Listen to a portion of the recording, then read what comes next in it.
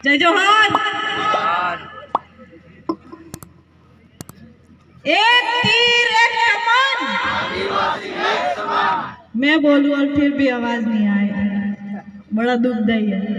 जय जोहार का नारा है, देश हमारा है। जय जोहार का नारा है, देश हमारा है। आदिवासी एकता जिंदाबाद।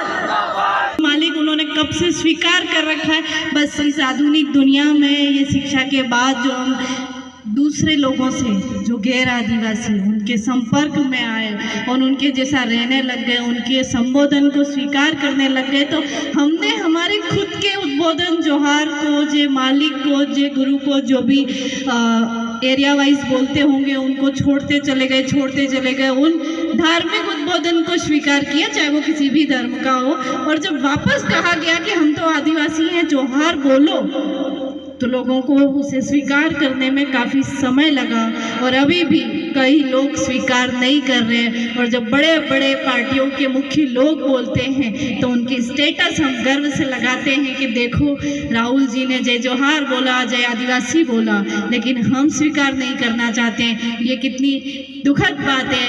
तो जैसे दूसरों के उद्बोधन है वैसे जय जोहार हमारा उद्बोधन है।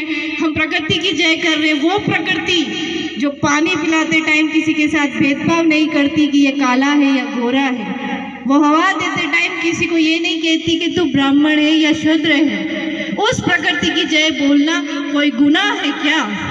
जब गुनाह नहीं है, मैं तो कहती हूँ ना केवल आदिवासियों को बल्कि एक दिन पूरे विश्व को जय जोहार बोलना चाहिए, क्योंकि इस कुदरत से बड़ी कोई ताकत मेरी नज़र में है ही नहीं और आपकी नज़र में भी मुझे लगता है नहीं होगी।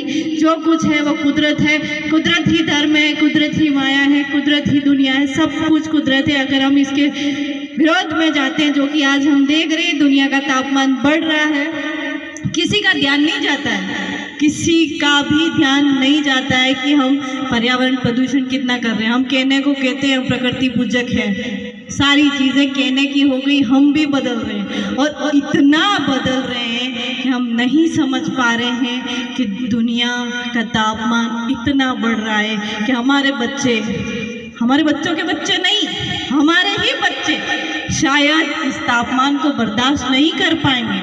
और इस तापमान को कम करने के लिए केवल और केवल एक संस्कृति कर सकती है और वो है आदिवासियत।